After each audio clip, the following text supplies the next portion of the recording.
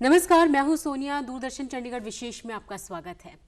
कहते हैं कि जज्बा औरों से जुदा होने का फूल सहरा में खिला सकता है। मेरे साथ विशेष में एक ऐसी शख्सियत या कहूँ एक ऐसी कलाकार मौजूद हैं जिन्होंने समाज की रिवायतों से जुदा अपने लिए न सिर्फ एक रास्ता चुना और समाज के लिए मिसाल भी बन गई। उन्होंने आज दूसरी महिलाओं को सशक्त करने का बीड़ा भी उठाया है और साथ ही साथ शादी के बाद उन्होंने एक ब्यूटी पेजेंट का हिस्सा बनी और जीत का सहरा भी अपने सर बांधा। इसके साथ ही वो पंजाबी संस्कृति और पंजाबी लोक संगीत को सहेजने, संवारने और उसे आगे बढ़ाने का काम भी कर रही हैं। स्टूडियो में मेरे साथ मौजूद हैं 2017 की मिसेस पंजाबन शो की विनर गुरलीन पुरी धालीवाल।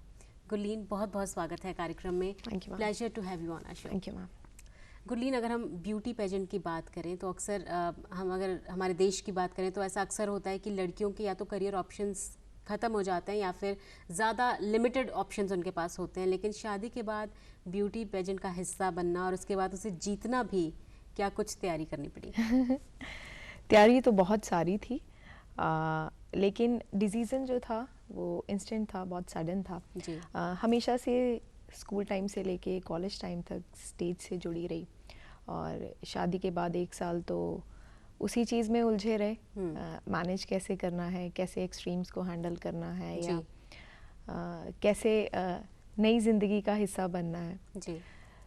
तो उसके अलावा अपने सेल्फ आइडेंटिटी क्राइसिस जो होते हैं, राइट, वो देखते हुए मैंने ये पढ़ा कहीं किसी सोशल प्लेटफॉर्म में इसका एडवर्टाइजमेंट कि मिसेस पंजाबन ऑडिशंस हो रहे हैं। तो मुझे लगा कि 2-3 साल हो चुके हैं, जो मेरा फ्यूल था, जो मेरी हैप्पीनेस थी वो नहीं है, और अगर मैं खुद खुश नहीं हूँ तो शायद मैं किसी और को खुश नहीं रख सकूँगी, शायद मैं सक्सेसफुली मैनेज नहीं कर पाऊँगी फैमिली लाइफ। तो मैंने बोला चलो why not try for it. इसके बारे में बात की और ऐसे ही चलते फिरते ऑडिशन दिया।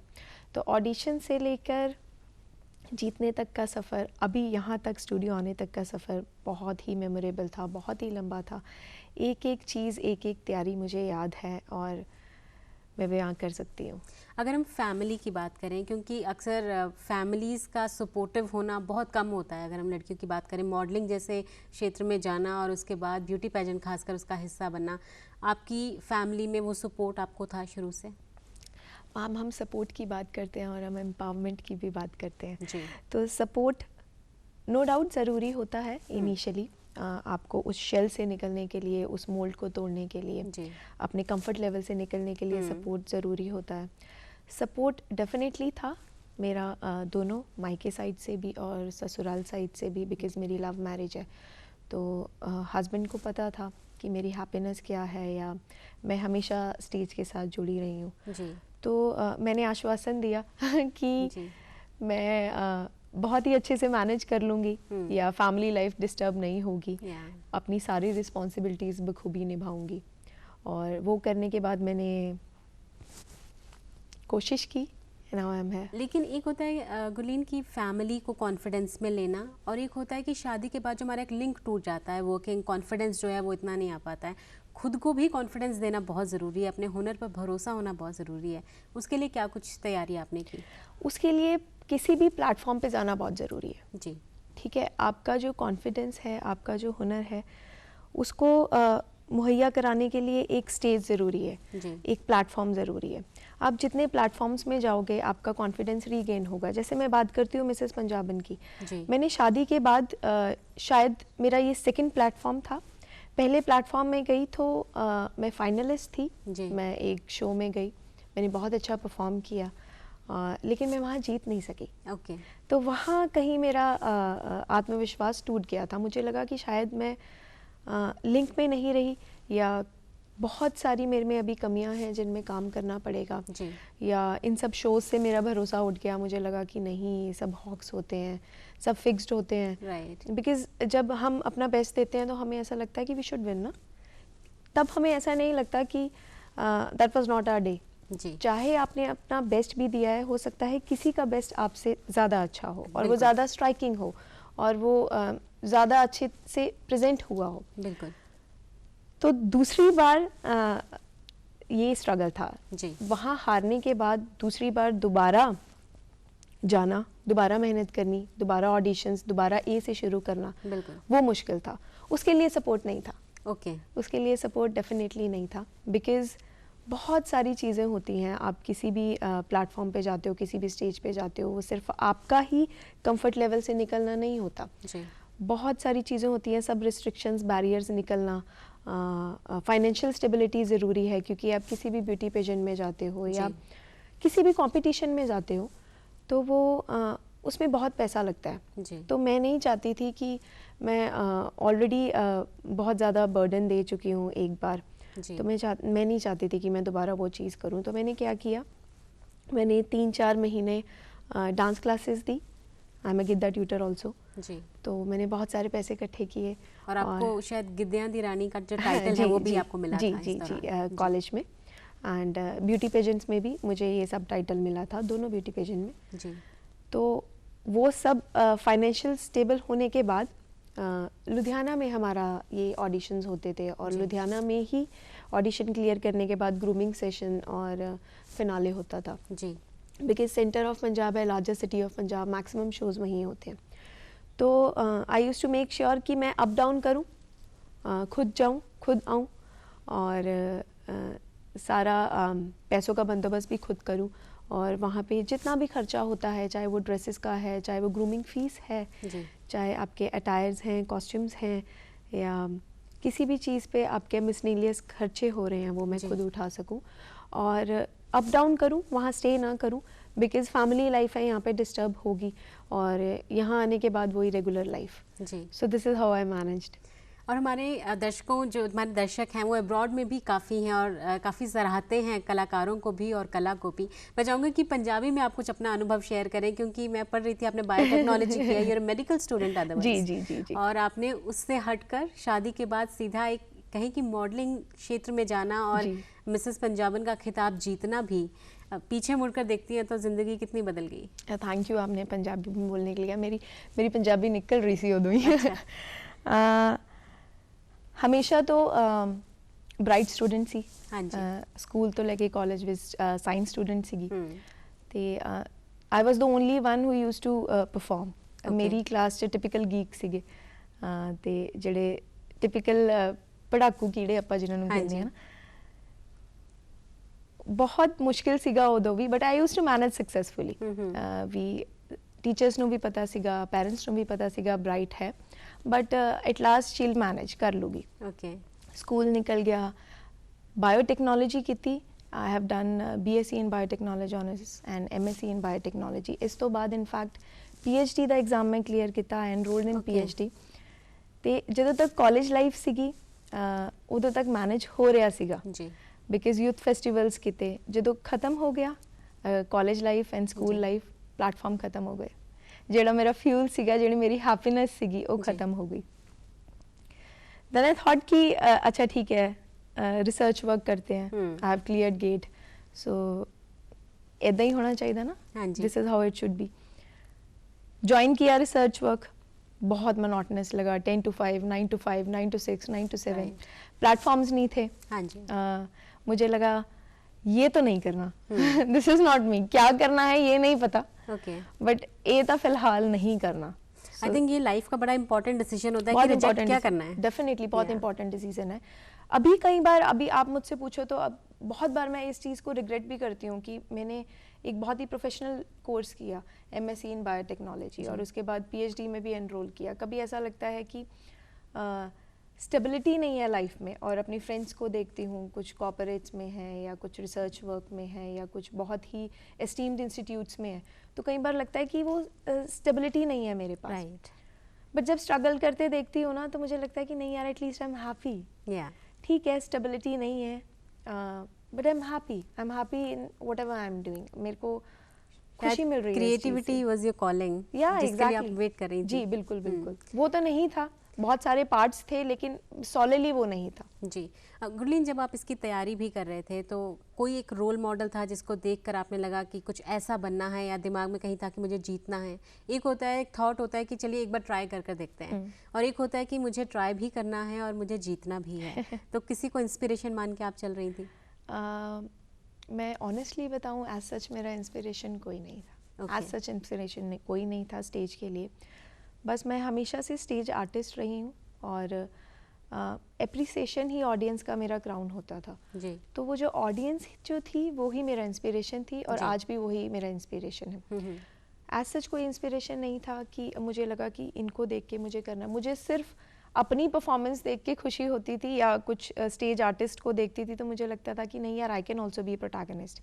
हमेशा से सेंटर ऑफ अट्रैक्शन होने की कोशिश की है और हुई भी हूँ, चाहे वो फैमिली है, चाहे वो स्कूल लाइफ है, चाहे वो कल्चरल लाइफ है, चाहे वो कॉलेज लाइफ है, चाहे वो आफ्टर मैरिज है। ये जैक ऑफ ऑल ट्रेड्स। तो हमेशा से वही कोशिश की है जी, और वही मेरा फ्यूल था। गुरलीन, अगर हम थोड़े से सीरियस कहूँ एक अहम मुद्दे पर आएँ, क्योंकि महिलाओं की जब हम बात करते हैं तो महिला सशक्तिकरण की बात हर जगह हर कोने में हमें सुनाई पड़ती है, लेकिन अगर हम वुमेन इन रियलिटी बात करें, कितनी एम्पावर्ड हैं? क्योंकि आप पंजाब जैसे राज्य से आती हैं, तो वहाँ पे खास करके मैं जानना चाहूँगी कि आपने आसपास क्या कुछ देखा है, क्या वाकई महिलाएं सशक्त हैं अपने खुद के डिसीजंस लेने के लिए, और जितना काम आपने किया है उससे क्या अनुभव रहा है आपका? मैम, जब हम वुमेन एम्पावरमेंट की, सशक्तिकरण की बात करते हैं, ये बहुत ही डाइवर्स टॉपिक है, बहुत ही वास्ट टॉपिक है। So according to me, women empowerment is not about making women strong, because I believe they already are. Yes. It's about changing the way the world perceives that strength. Changing the mindset and acceptance. Exactly, Yeah. exactly. सशक्तिकरण आप कोई भी समाज से और परिवार के बंधनों से हट के आप कोई भी निर्णय अपने लिए, खुद के लिए ले सके, सही मानने में सशक्तिकरण वो है। सशक्तिकरण, you are sitting here, I am sitting here, women going places, women going global. उसके अलावा एक मेड घरेली हिंसा से निकल के कोशिश करती है, निर्णय लेती है खुद के लिए, अपना रोजगार कमाना अपने बच्चों के लिए, वो सशक्तिकरण है। That is empowerment. डिसीजन लेना, देखो सोशियो पॉलिटिकल, इकोनॉमिक, एजुकेशनल, ये तो अपडेशंस होते ही रहते हैं, है ना। माइंडसेट चेंज करना, छोटी छोटी चीज़ें, support your colleagues, support business run businesses, है ना। कोई अचार बना रहा है, उसको आप सपोर्ट करो। किसी का ऑनलाइन बिजनेस है, आप उसको सपोर्ट करो। मोस्ट इम्पॉर्टेंटली, अगर आपके घर में लड़की है, enjoy her freedom of expression from young age. आप शुरू से ही हमें आदत होती है ना कि ये नहीं करना, वो नहीं करना। Being a girl you can not do this, being a boy ज़्यादा बोलना भी नहीं है, बहुत ज़्यादा बोलना नहीं है, खुद को अच्छे से कंडक्ट करना है। आप लड़के हो तो आप रो नहीं सकते। अरे भाई, क्यों नहीं रो सकते? अगर आप उनकी फीलिंग्स आप शुरू से ही सप्रेस कर दोगे। मुझे लगता है कहीं ना कहीं समस्या इस बात में भी आती है कि हमारे समाज में लोग बेटों को बहादुर और लड़कियों को समझदार बनाना चाहते हैं, बल्कि लड़कियों को भी बहादुर बनाने की जरूरत है। और लड़कियां बहादुर हैं जी, क्योंकि मैक्सिमम फिजिकल चेंजेस एक औरत की बॉडी में हो रहे हैं, और मेंटल चेंजेस जो हैं वो सबसे ज़्यादा एक औरत की ज़िंदगी में होते हैं, क्योंकि सबसे ज़्यादा फेजेस, ट्रांजिशंस एक औरत देखती है। एक लड़की से, एक बहन से, एक गर्लफ्रेंड से, एक पत्नी से, एक माँ से। बिल्कुल। तो ये सब चेंजेस तो एक बहुत ही मेंटली स्ट्रांग इंसान कर सकता है। बिल्कुल। तो मेरे हिसाब से तो लड़कियां बहुत ज़्यादा स्ट्रांग हैं और ये सब मानते भी हैं। और जहाँ तक आपने बात करी कि बैरियर्स हैं पंजाब में या कहीं और, पंजाब में रहते हुए मुझे ऐसा नहीं लगता, क्योंकि मेरा एनवायरनमेंट वैसा नहीं था, मेरी अपब्रिंगिंग वैसी नहीं थी। लेकिन मैंने बहुत जगह बहुत सारी चीज़ें देखी हैं और कोशिश की है चेंज लाने की, कोशिश की है माइंडसेट में चेंज करने की, और आज यहाँ बैठी हूँ वो भी मेरी कोशिश है। जी, गुरलीन, आपने बहुत सारी एनजीओज़ के साथ भी काम किया है और बहुत छोटी उम्र से आपने ये सब काम करना शुरू कर दिया था। क्या कुछ आपका अनुभव रहा है, क्योंकि आपने मेंस्ट्रुअल हाइजीन पर खासकर काफ़ी फोकस किया है, जिस पर बात करने की ज़रूरत है ओपनली, और इसके साथ ही आप काफ़ी लोगों के साथ जो फाइनेंशियली इतने साउंड नहीं थे उनके लिए भी बहुत कुछ करती रही हैं। कुछ हमारे साथ अनुभव साझा करें। जो मुझे मैं क्रक्स बता देती हूँ जो मुझे मैं कॉलेज लाइफ में मैंने एक सोशल ऑर्गेनाइजेशन था जो अब फुल फ्लेज्ड एनजीओ है जी। उस पर काम किया। उसमें ऐसा होता था कि 14 साल से कम उम्र की जो बच्चे हैं जी। जो अपना मेडिकल ट्रीटमेंट अफोर्ड नहीं कर सकते हैं उनके लिए बहुत काम किया। पीजीआई से हमारा डायरेक्ट एसोसिएशन था। जो केसेस आते थे जो वो हमें पता लग जाते थे, किसी के दिल में छेद है, किसी का ट्रांसप्लांट इशू है, किसी का किडनी प्रॉब्लम है, किसी का डायलिसिस है। तो ये जो मेजर इश्यूज होते थे मेडिकेशंस के अलावा ये हम तक पहुंचते थे। तो उनके लिए हम डायरेक्ट कांटेक्ट में थे पीजीआई के डॉक्टर्स के साथ। तो हम लोग डायरेक्ट केस को फंड करते थे। और फंड कैसे करते थे? हम लोग फंड्स रेस करते थे चैरिटी इवेंट्स के थ्रू। वो डोनेशन से होता था, स्पॉन्सरशिप से होता था, चैरिटी इवेंट ऑर्गेनाइज करते थे। फुल टीम थी जी। मैं भी उसमें एक मेंबर थी। डोनेशंस लेके, अच्छे स्पॉन्सर्स लेके डांस शो ऑर्गेनाइज करना, प्ले करना, मॉडलिंग करना, उसमें बहुत सारे टिकट्स जो होते थे लगते थे, वो टिकट्स बिकती थी, वो सब फंड्स रेज करके। तो वो जो एक साल के बाद वो जो फंड्स रेज होते थे, एक साल के बाद वो जो जाने बचती थी और वो जो स्माइल्स होती थी पेरेंट्स के फेस पे, तो वो एक एप्रिसिएशन होता था हमारा। And that is your earning? हाँ, that is my earning for life long. और इसके अलावा जो आपने मेंस्ट्रुअल हाइजीन पर काम किया है, उसके अलावा मैंने शादी के बाद और शादी से पहले भी जब मैंने सोचा कि मुझे बायोटेक्नोलॉजी से रिलेटेड रिसर्च वर्क नहीं करना, तो उसके प्लेटफॉर्म्स नहीं थे कल्चरल के लिए मेरे पास बहुत ज़्यादा, लेकिन मेरा इंक्लिनेशन जो था सोशल वर्क के लिए बहुत ज़्यादा था जी। तो मैंने एक एसोसिएशन ज्वाइन किया जिसमें मैंने मंगला जो कि है adolescence health work, menstrual hygiene management, इस पे काम किया। जो पिछड़े हुए एरियाज़ हैं, चंडीगढ़ के जो आउटस्कर्ट्स हैं या हरियाणा के या पंजाब के, तो उसमें मैंने एज अ डिस्ट्रिक्ट कोऑर्डिनेटर काम किया। वहाँ पे हम इस पंजाबी चीनू कहते हैं म्याद, हाँ जी, ਇਹਦੇ ਬਾਰੇ ਗੱਲ ਕਰਦੇ ਸੀਗੇ। जो इफ्स बट्स हैं इससे रिलेटेड, या जितने हमारे इसको लेके बहुत ज़्यादा हम वहम है कि ऐसे नहीं करना, वैसे नहीं करना, हैं जिनको तोड़ने की शायद उसकी कोशिश करी, उसको तोड़ने की, और मेडिकल हेल्प प्रोवाइड कराई। बिकॉज प्रोसेस क्या है एक्चुअली, इसमें क्या करना होता है, क्या चेंजेस हैं, और जो हाइजीन है मोस्ट इम्पॉर्टेंटली, बहुत जो हमारे सैनिटरी नैपकिन्स हैं, सैनिटरी नैपकिन्स बनाने भी सिखाए, सैनिटरी नैपकिन्स अवेल तो कराए, because but that is for one time ना, राइट। हम हर बार जाके नहीं दे सकते। उसका ऑल्टरनेट क्या है और वो किस लिए ज़रूरी है, प्रोसेस क्या है, इन सब चीज़ों की नॉलेज इनकलकेट की हमारे ज़रिए, इंस्ट्रक्टर्स के ज़रिए, डॉक्टर्स के ज़रिए, और बहुत सी लड़कियों को अवेयर कराया। जनरली ये जो अवेयरनेस प्रोग्राम्स हैं वो बहुत कम होते हैं या उनकी वैल्यू बहुत कम है, लेकिन वो ही सबसे ज़्यादा ज़रूरत है लोगों को कन्विंस कर पाने तक का, ये सबसे बड़ी चुनौती, बिकॉज इसके बारे में बात करना ही बहुत बड़ा इशू था वहाँ पे। हम चले भी जाते थे तो लड़कियों को आने नहीं देते थे, या आने भी देते थे तो उनको इस बारे में बात नहीं करने दिया जाता था। तो हमने क्या किया, this was open for all age group. बिल्कुल, वो सिर्फ उन लड़कियों के लिए नहीं था, उनकी माओं के लिए भी था, उनकी दादियों के लिए भी था। एग्जैक्टली, सोशल टैबू हट सके। कुलीन, एक बहुत अहम सवाल मेरे दिमाग में घूम रहा है, क्योंकि जब अक्सर लड़कियां ब्यूटी पेजेंट में हिस्सा लेती हैं और वहाँ से जीत कर आ जाएं, तो अक्सर लड़कियां जो है ग्लैमर वर्ल्ड में जाना चाहती हैं और सिनेमा में कदम रखती हैं, लेकिन आपने बिल्कुल अलग सोशल रिस्पॉन्सिबिलिटी को अहमियत दी और आप लोगों के लिए काम कर रही हैं। ये डिसीजन के पीछे का क्या रीज़न है? हम कोई भी चीज़ करते हैं, स्पेशली मैं, तो मैं कोशिश करती हूँ मैं उसके साथ रिलेट कर सकूँ।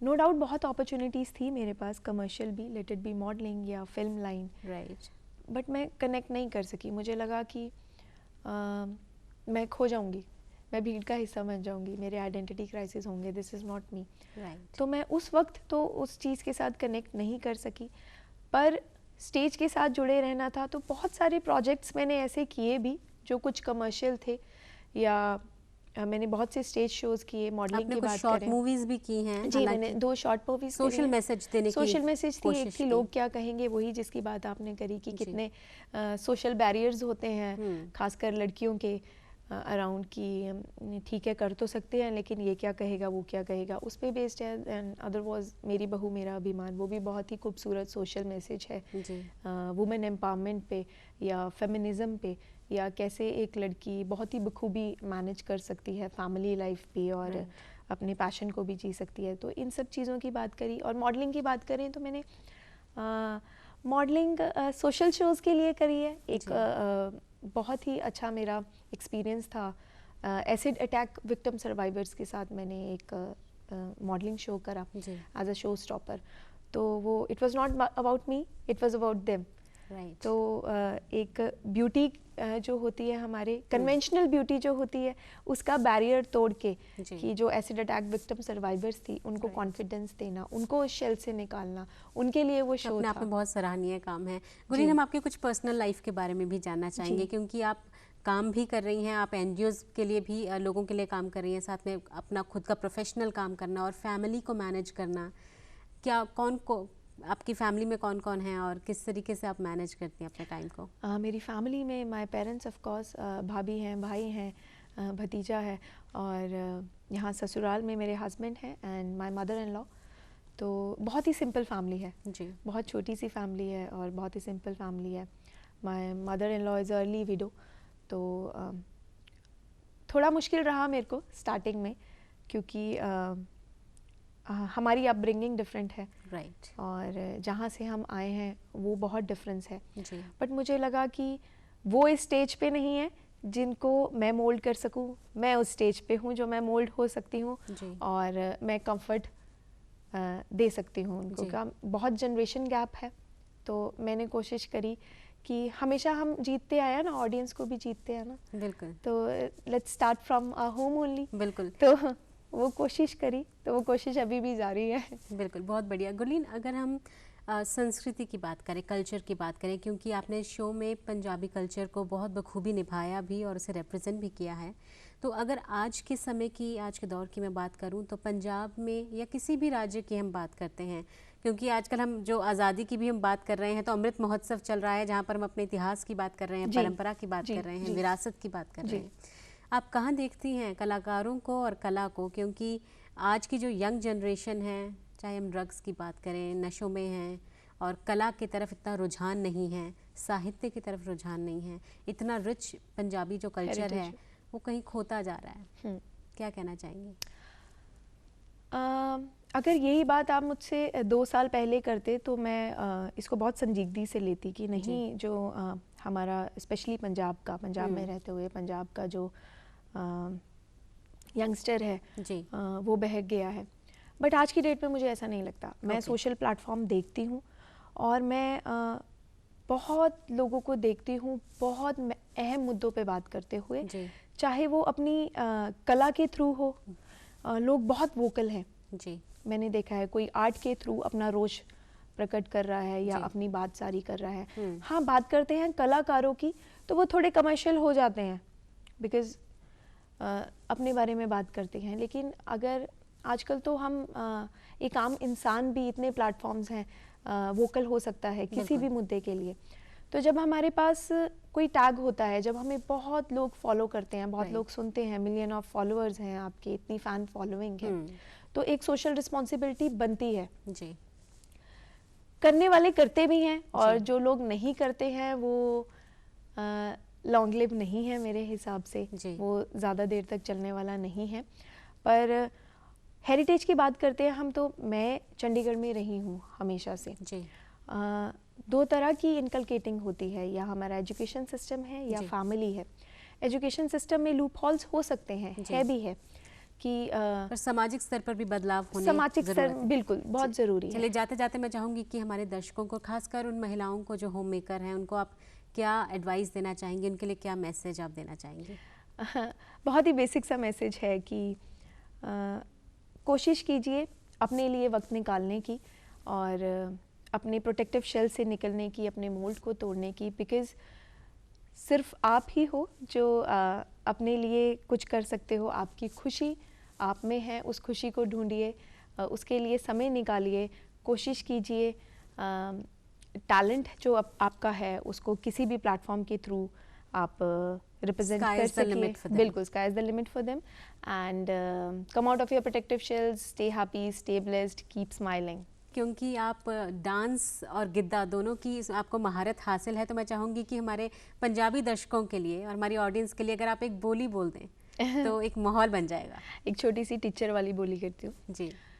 तेरी मेरी होगी लड़ाई हुण ना लोड़ दलीला दी, तेरी मेरी होगी लड़ाई हुण ना लोड़ दलीला दी, जे तू जट्टा दा मुंडा मैं भी कुड़ी वकीला दी, जे तू बहुत जट्टा दा मुंडा मैं भी कुड़ी वकीला दी, जे तू जट्टा दा मुंडा मैं भी कुड़ी वकीला दी। क्या बात है, आपने बिल्कुल, मैं पंजाबी च कहां भी तुसी हुण माहौल सेट कर देता है। अपने ऑडियंस को तो हम और वक्त नहीं दे पाएंगे, लेकिन प्रोग्राम के बाद ज़रूर आपको और सुनने की कोशिश होगी हमारी। तो आज के इस कार्यक्रम में बस इतना ही। हमारा ये प्रोग्राम हमारे दर्शक हमारे यूट्यूब चैनल डीडी चंडीगढ़ पर भी देख सकते हैं, और हमारी जो महिलाएं हैं, जो दर्शक इस वक्त देख रही हैं इस कार्यक्रम को, उनसे मेरी यही इल्तिजा है कि अगर कोई सपने आपके अधूरे छूट गए हैं तो उन्हें ज़रूर पूरा करें, और कोई हुनर है जो अब तक आजमाया ना हो उसे एक दफ़ा ज़रूर आजमा लें, क्योंकि ज़िंदगी में दूसरा मौका अक्सर कहानियों में मिलता है। विशेष में बस इतना ही। नमस्कार।